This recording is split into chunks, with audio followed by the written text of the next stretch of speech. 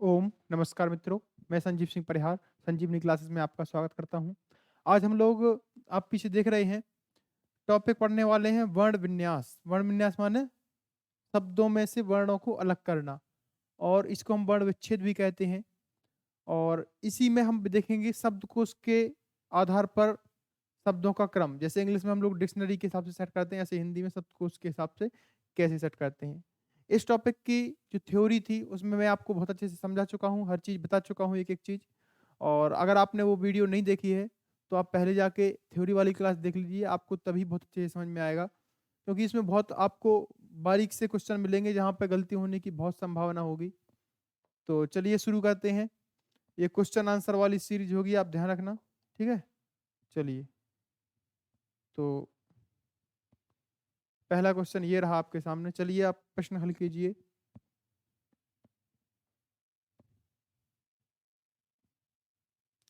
तो पहला क्वेश्चन है, निम्नलिखित में से निम्नलिखित शब्दों में से किस शब्द में रा वर्ण नहीं है। तो देखो, रावण इसमें तो है, पा के साथ में रा है ना, तो यहाँ पे पा अधूरा है और रा पूरा है, मैंने आपको वीडियो में ही बताया है। तो यहाँ पर तो रा है, इसमें इसमें तो है। और वर्षा में भी ऊपर रा है। जब रा आधा होता है, मतलब कि जब बिना स्वर के रा होता है तो वो ऊपर चला जाता है, तो इसमें भी रा है। और जो ड्रेस है, ड्रेस में भी मैंने आपको कहा था, जैसे प्रा में तो मान लो कि एक खड़ी पाई है और इसके साथ में ये हमने ऐसे लटका दिया रा को। लेकिन हमने आपको कहा था टा, ठा, डा, ढा, ये जो शब्द होते हैं इनके साथ में जब रा हम लोग जोड़ते हैं तो इसको एक लाइन ना खींच के कैसे दो लाइनें ऐसे खींच देते हैं। देखो इसमें आपको दिख रहा है, इसमें भी है, जबकि इसमें नहीं है। आप कहेंगे ये नीचे दिख रहा है, तो ये भाई साहब ऋषि की मात्रा है, स्वर की, ऋषि, ऋषि की मात्रा है, तो इसलिए इसमें नहीं है। बाकी सब में रा है। चलिए देखते हैं अगला क्वेश्चन। आगे ये रहा आपका क्वेश्चन, निम्नलिखित में से किसकी वर्तनी सही नहीं है। तो इसमें आपको वर्तनी बतानी है। बस इसमें भी आपकी केवल वर्णमाला की गलती है, वर्णों की पहचानने की, इसलिए मैंने इसमें दिया है। वरना वर्तनी शुद्धिकरण का तो जो टॉपिक है वो बहुत बड़ा टॉपिक है, उसको अलग से पढ़ाएंगे, बहुत छोटी छोटी चीजें उसमें पढ़ानी पड़ेंगी। तो इसमें देखें आप, यहाँ पे लिखा है पहले ढोलक, तो ढोलक शब्द बिल्कुल सही है। आपको शायद लगेगा कि यही गलत है, आपको लगेगा ढोलक में ये ढा लगा दें। तो आपको एक बात बता दूं कि कोई भी वर्ण जो है, जो आपका द्विगुण वर्ण होता है, द्विगुण माने कि ढा का एक रूप आपने नुक्ता वाला देखा होगा, नीचे नुक्ता लगा होता है, ये दूसरा रूप है। और एक डा का देखा होगा आपने, डा का ऐसे, डा। तो ये दोनों जो नुक्ता वाले होते हैं, नीचे जो नुक्ता लगा होता है, जिसको हम लोग नुक्ता या अधोबिंदु कहते हैं, तो ये दोनों वर्ण आपको कभी भी किसी वर्ण के शुरुआत में किसी शब्द के शुरुआत में नहीं मिल सकते। मान लो ये शब्द है, तो इसके शुरुआत में ये वाला आपको नुक्ता वाला ना कभी ये मिलेगा ना कभी ये मिलेगा। तो ये अपने आप पे बिल्कुल सही है, ठीक है। तो पहला तो ये आपका बिल्कुल सही लिखा है। दूसरा भी सही लिखा है, पर्नल ऐसा ही लिखा जाता है। ये चूंकि बीच में है तो यहाँ आ सकता है, जरूरी नहीं कि हर बार बीच में अगर ये वर्ण आए तो इसमें नुक्ता आएगा, ऐसा हमेशा नहीं होता, लेकिन बीच में आ सकता है और नहीं भी आ सकता है। तो लेकिन पढ़ना ऐसा ही लिखा जाता है, तो ये सही लिखा है। ढक्कन देखो फिर से ढा पहले आ गया, तो इसमें आपका नुक्ता जो है वो शुरुआत में तो आ ही नहीं सकता। अगर शुरुआत में लिखा है तो वो बिना नुक्ता वाला ये वाला रूप लिखा है, ठीक है। चलिए, तो ये भी सही है आपका। और ये तड़पना ये भी सही है, मतलब इसमें सभी सही है। वर्तनी सही नहीं है ऐसा कोई भी प्रश्न नहीं है। ये चूंकि टाइप करते हुए मिस्टेक हो गई, क्योंकि टाइपिंग में वो क्या है कि ऑलरेडी करेक्ट कर देता है। तो इसमें यहाँ पर ये जो शब्द था, ये शब्द, ये वाला शब्द, ये वाला शब्द यहाँ पर बिना नुक्ता के था, तो आपका आंसर फिर ये हो जाता। लेकिन चूंकि ये टाइपिंग में मिस्टेक होने के कारण से यहाँ पर टाइपिंग में मिस्टेक होने के कारण ये यहाँ पे सारे सही हो गए हैं। चलिए आगे देखते हैं हम लोग।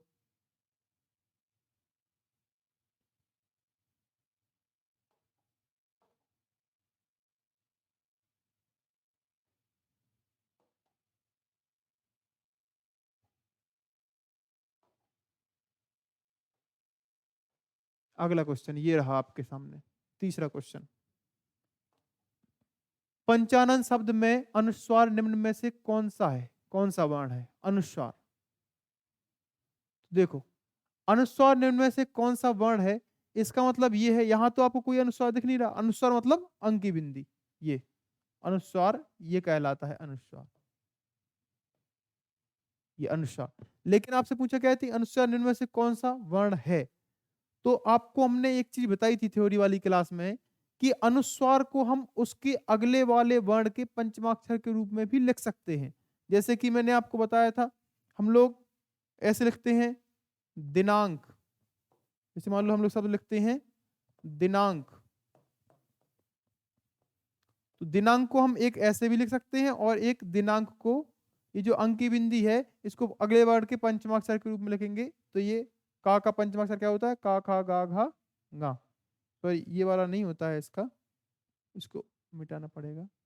तो दिनांक में का पंचमाक्षर होता है ये गा, ये न, इसमें हलंत लगा देंगे जिससे कि ये अधूरा आपको दिखे, मतलब बिना स्वर के। तो दिनांक ऐसे भी लिखा देखा होगा आपने। तो ये चूंकि जो अनुस्वार है उसको इस रूप में भी लिखा सकते हैं। चलिए, तो आपको यहाँ दिख गया होगा कि जो आपका ये अनुस्वार है, ये अगले वर्ण के पंचमाक्षर के रूप में लिखा जा सकता है। तो ये जो चा है, चा का पंचमाक्षर क्या होता है, चा छा जा झा गा, तो ये जो ये वाला है, ये आपका ये आंसर हो जाएगा ये। ठीक है, चलिए आगे बढ़ते हैं। चंद बिंदु का प्रयोग किस भाषा में होता है, तो जो चंद बिंदु है, ये चांद बिंदु, तो ये केवल, इसको हम लोग अनुनासिकता भी कहते हैं चांद बिंदु को।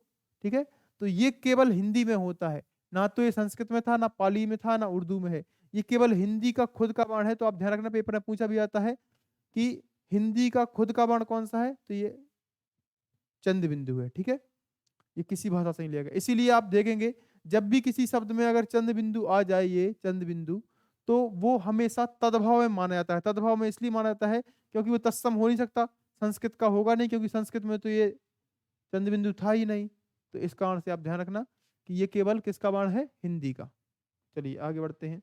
अगला क्वेश्चन कह रहा है, खंजन शब्द से बना अनुस्वार निम्न में से कौन सा वर्ण है।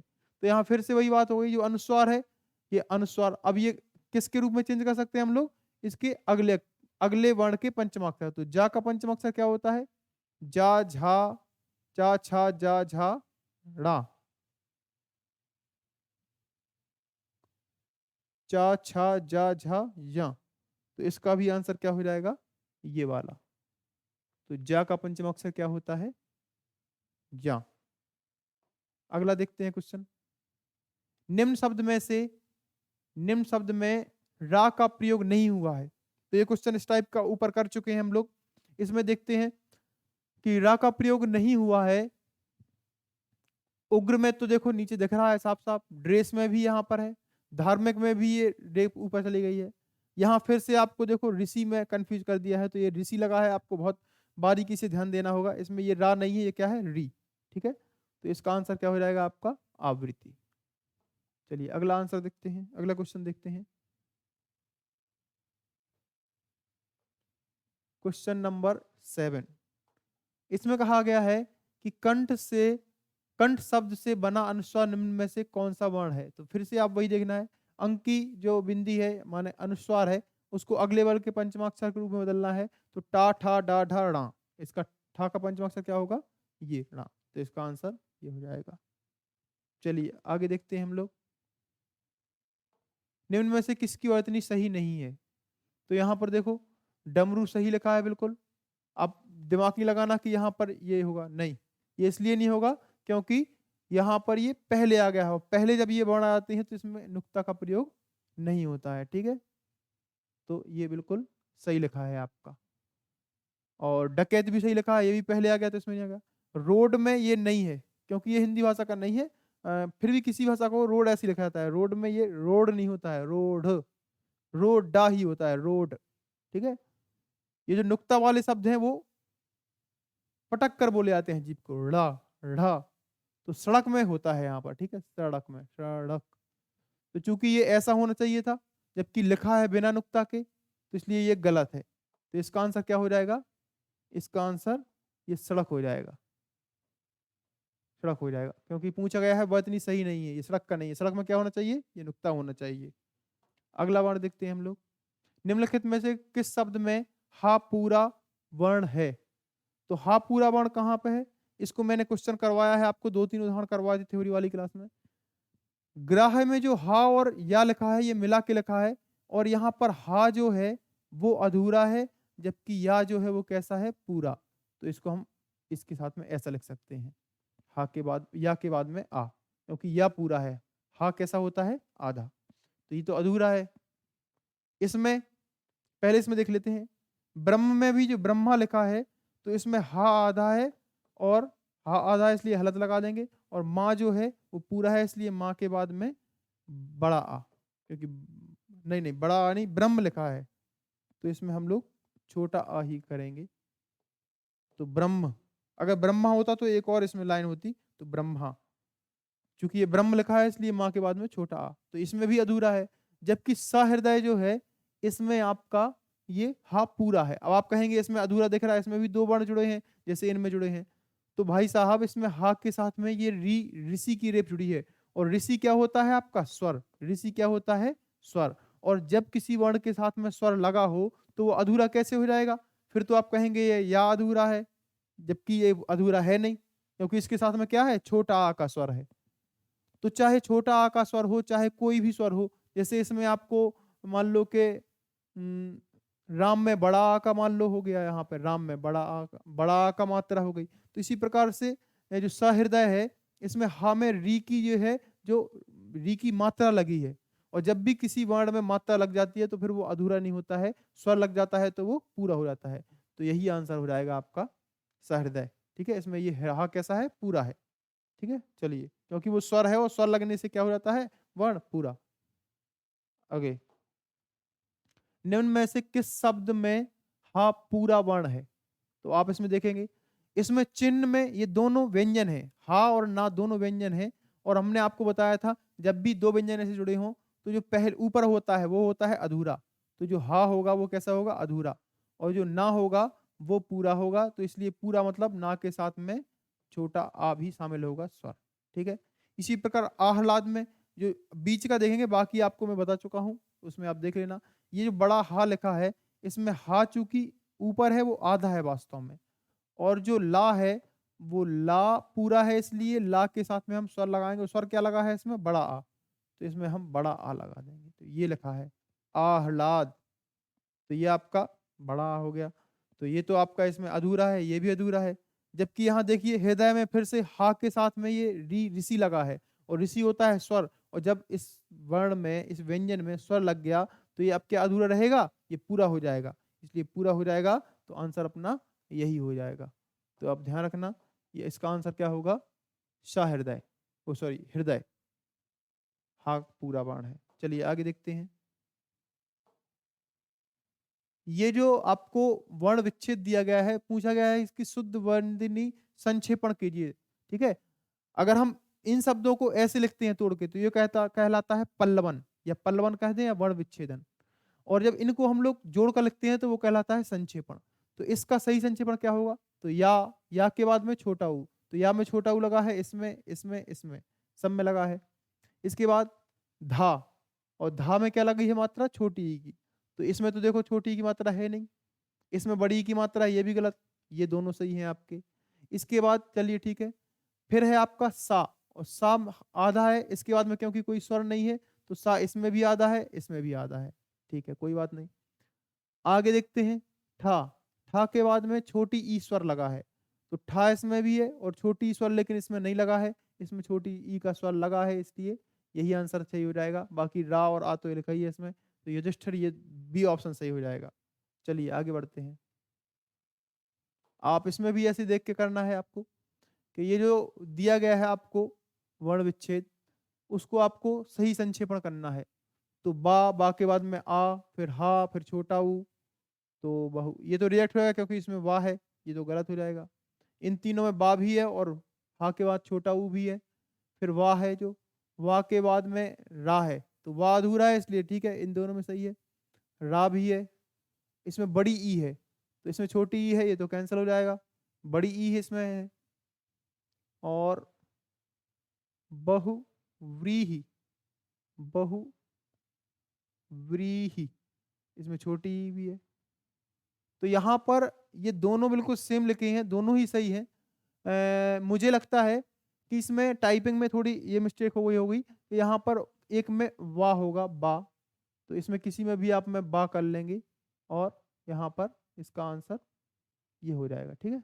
या चूंकि अभी ये दोनों ही सही है, दोनों ही सही है क्योंकि ये दोनों ही सही लिखे हैं बिल्कुल। ये कोई टाइपिंग में चूंकि क्या होता है, हम लोगों को वर्ड की अशुद्धियां देखनी होती हैं और टाइप राइटर उतना ध्यान नहीं देता है जो टाइपिंग करने वाला, और कंप्यूटर ऑटोमेटिकली करेक्ट कर देता है कई बार। तो इस चक्कर में कुछ ऑप्शन जो है थोड़ा बहुत उनमें दिक्कत हो रही है। आप, लेकिन मेरा उद्देश्य है कि आपको बारीकियां समझाना, जो कि अपना उद्देश्य पूरा हो जाता है। चलिए आगे देखते हैं। अगला क्वेश्चन है, ये जो वर्ण विच्छेद दिया गया है इसको शुद्ध वर्तनी कीजिए। तो इसको आप कर लेना, आ के बाद फिर ता है। आ चूंकि अपने आप में स्वर है तो इसके साथ किसी की जरूरत नहीं है, अपना अकेला भी आ सकता है ये। ता के बाद में छोटी ई, तो ये बड़ी ई वाला कैंसिल करो पहले तो। फिर सा के बाद में छोटा, सा के साथ में छोटा, ता के साथ में छोटा, तीनों में है। फिर या के साथ में ओ, तो या के साथ में इसमें औ है तो ये गलत हो गया, इन दोनों में ओ है। और इसमें का दोनों में है आधा, ता भी दोनों में है। यहाँ छोटी ई है तो ये छोटी ई वाला सही हो जाएगा, ये बड़ी ई वाला गलत हो जाएगा। तो ये आपका सी आंसर, गा हो जाएगा आपका आंसर। अगला देखते हैं हम लोग 14 नंबर। इसमें क्या पूछा गया है, सांप्रदायिकता का शुद्ध वर्तनी संक्षेपण कीजिए। तो इसमें आप मिला लेंगे सा फिर बड़ा आ, ये तो गलत है, सू है इसमें, ये तो गलत कर दो पहले आप, इसको तो गलत कर दो। फिर इसके बाद शा के बाद में बड़ा आ, इसमें छोटा आ है, इसको कैंसिल कर दो। सा बड़ा आ, फिर माँ, इसमें भी माँ। फिर माँ के साथ में क्या है, माँ जो है वो नीचे है, सॉरी माँ जो है वो आधा है, और जब आधा है तो इसके साथ में स्वर नहीं होना चाहिए, जबकि यहाँ पे माँ के साथ मैंने स्वर लगा दिया, इसमें माँ के साथ में स्वर नहीं लगाया, तो यहीं पर बात खत्म है, पूरे देखने की जरूरत ही नहीं है। माँ के साथ चूंकि माँ जो है वो कैसा है, अधूरा है, मतलब स्वर रहित है, और यहाँ इन्होंने स्वर लगा दिया, तो इन्होंने यहाँ पे स्वर लगा दिया, तो ये तो आपका गलत हो जाएगा ना। माँ अधूरा है इसलिए देखो ये सही है, इसमें नहीं लगा है, तो ये डी होगा इसका आंसर, ठीक है। तो आप ध्यान देना, ये डी इसका आंसर हो जाएगा। चलिए आगे देखते हैं। अगला है 15 नंबर। इसमें पहले आपको एक सुधार कर लेना है कि चूंकि ये भी उसी का काम है, ये कंप्यूटर अपने आप कुछ चीजें करेक्ट कर देता है, तो इसको आप ध्यान देना। इसमें श्रृंगार ऐसे लिखा जाता है, इसमें रा की जो नीचे जो है वो रेप नहीं होती है, ठीक है। मैंने आपको थ्योरी लिखना बताया भी था श्रृंगार को, तो अब देखिए आप, ये हटा दिया मैंने। अब आप यहाँ पे आंसर लगाएंगे कि जो श्रृंगार लिखा है इसकी शुद्ध वर्तनी संक्षेपण क्या होगा। तो सा जो है वो आधा लिखा है, और सा में कै की मात्रा है, री की। तो यहाँ पर देखो, सा में पहले री की मात्रा लगेगी, फिर री पे अंक की बिंदी लगेगी। तो पहले तो आपको सा के साथ में री यहाँ मिलेगा, यहाँ मिलेगा, यहाँ मिलेगा, इसमें तो री है ही नहीं, पहले तो इसको हमें कैंसिल कर देना पड़ेगा, ठीक है। ये तो कैंसिल हो गया, ये कैंसिल हो गया। इसके बाद इन तीनों में सा के बाद रा है। इसके बाद यहाँ पर, यहाँ अंग भी है, और यहाँ पर इसको पंचमाक्षर के रूप में लिखा गया है, जबकि यहाँ पंचमाक्षर और गा ये दोनों एक साथ लिखे गए हैं, ये लिखना ही गलत है, दो को एक साथ नहीं लिख सकते हम, इसलिए इसको भी कैंसिल कर दो। अब इन दोनों में हमें देखना है, ये भी सही हो सकता है, ये भी सही हो सकता है, क्योंकि दोनों ही रूप इसके सही है, ठीक है। तो हमने बताया था आपको थ्योरी में, ये इस तरीके से भी लिख सकते हैं, पंचमाक्षर के रूप में भी लिख सकते हैं। अगला गा है, यहाँ पे गा भी है, यहाँ पे इसमें बड़ा आ है, यहाँ छोटा आ है, जबकि यहाँ क्या है, बड़ा आ, तो ये बड़ा आ वाला सही हो जाएगा, और ये छोटा आ वाला गलत हो जाएगा।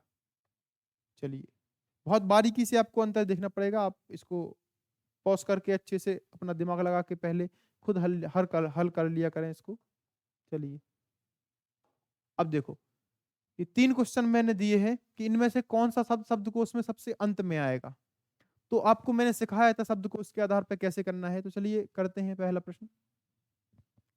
अंकुर, अंकेक्षण, अंकुश और अंकित। तो देखो हमने बताया था आपको, जो अंग जो है, अंग अनुस्वार, ये सबसे पहले आता है। अब यहाँ दिक्कत क्या है कि सब में पहले अंग है, तो ये तो बराबरी का मुकाबला होगा भाई। ये पहले अक्षर से तो हम डिसाइड नहीं कर पाएंगे, इससे नहीं कर पाएंगे डिसाइड, ये क्या है। अब हमें देखना है आगे, तो का है यहाँ पर, का यहाँ पर है, का यहाँ पर है, का यहाँ पर है, लेकिन अब इनकी मात्राओं में अंतर है। यहाँ पर छोटा ऊ, यहाँ पर ए, यहाँ पर छोटा ऊ, यहाँ पर ई। तो ई तो पहले आता है, तो ये अंत में तो आने का इसका सवाल ही नहीं है। ऊ जो है, ये दोनों ही आपके ए के बाद, ए के पहले आते हैं, तो ये पहले आ जाएगा, ये पहले आ जाएगा, और बाद में कौन आएगा सबसे, ए वाला। तो यहीं से डिसाइड हो गया, हमें विच्छेद करने की आवश्यकता नहीं है। आप चाहें तो इसको विच्छेद करके देख सकते हैं। आप पिछली वीडियो में मैंने बताया है कैसे होता है विच्छेद, तो आप उसके आधार पर, बाकी आपको अब समझ जाएंगे तो ऐसे ही देखते ही आप आंसर लगा देंगे, इतना भी टाइम नहीं लगेगा, मैं तो समझाने के लिए इतना टाइम ले रहा हूँ। आगे देखेंगे हम लोग कि कौन सा शब्दकोश में सबसे अंतिम शब्द है। तो यहाँ पर देखो, झा इसमें है, झा इसमें भी है, सब में झा है, लेकिन अब हमें क्या देखना है कि इसमें मात्राएं देखेंगे हम। तो ओ के साथ में अंकी बिंदी, यहाँ पर ऊ के साथ ऊ है, यहाँ पर ऊ है, यहाँ पर ऊ है, तो चूंकि ओ के तो पहले ही आता है ऊ, तो ऊ को तो हम कैंसिल ही कर देंगे। अब इन दोनों में है, अब आप कहेंगे कि आपने तो बताया था कि ये जो अनुस्वार रहता है तो फिर हम लोग उसको पहले रखते हैं, तो जब छोटा आ के साथ में अनुस्वार आए तब पहले रखते हैं। अब ये ओ के साथ में आया है, तो यहाँ तो हमें ओ में तुलना करनी पड़ेगी ना, ठीक है, ऊ तो पहले आ ही जाएगा ये। तो अब यहाँ पे देखो आप, ये झा के साथ में ओ इसमें है, अनुस्वार के साथ ये भी है। अब अगले शब्द से डिसाइड होगा, क्योंकि आगे वाला तो ये सेम ही है पूरा, ये पूरा। अब इसमें पा है और इसमें इसमें का है, इसमें पा है, तो कौन पहले आता है, का, तो ये पहले आ जाएगा। जबकि पूछा आपसे क्या है, अंतिम वर्ण, तो आप आंसर क्या लगा देंगे, ये अंतिम वर्ण। ये भी ध्यान देना है, कई बार हम दिमाग लगा लेते हैं और पहला वर्ण छांट के और लगा देते हैं आंसर। पहला वर्ण नहीं पूछा गया है, क्या पूछा गया है, अंत। तो प्रश्न को भी अच्छे से दिमाग में बनाए रखना है, पता चले कि कोई कुछ पूछा कुछ जा रहा, आप बता कुछ रहे हैं। अगला है, इनमें से अंतिम शब्द छांटना है। देखो, सड़क, सटीक, सरना, सट्टा, तो सा तो पहले में बराबर है। अब अगला टा जो है, यहाँ पर टा पहले आता है कि डा, तो ये जो डा है और यहाँ पर टा है, तो आपको पहले इसी से डिसाइड कर लेना है कि पहले कौन आता है। तो पहले टा आता है, टा ठा डा डा ढा, तो इसलिए टा ठा डा ढा में ये टा तो पहले आ जाएंगे, तो ये दोनों तो पहले शुरुआत में आ जाएंगे। उसके बाद ये जो डा है, यहाँ पे भी डा है, सेम है, तो कुछ नहीं, यहाँ पे बराबरी हो जाएगी। अब अगले वर्ण से देखेंगे, यहाँ का है, यहाँ पर ना है, तो ये पहले आ जाएगा, और सबसे अंत में कौन सा आएगा, ये। तो ये हो गए आपके पूरे क्वेश्चन आज जितने मुझे कराने थे। अगर आप इनमें से करना सीख जाएंगे तो लगभग इस टॉपिक का आपको सारे क्वेश्चन बन जाएंगे। तो आप बताएं मुझे कमेंट बॉक्स में कि आपके कितने क्वेश्चन सही हुए हैं, और ऐसे ही अच्छे वीडियो और अच्छे वीडियो इससे मैं आपको हिंदी के लाता रहूँगा। आप लोग चैनल को सब्सक्राइब कर लीजिए और लाइक कीजिए और ज़्यादा से ज़्यादा शेयर कीजिए, जिससे कि मुझे और प्रोत्साहन मिले और अच्छे अच्छे वीडियो बनाने का। तो आज के लिए बस इतना ही, धन्यवाद।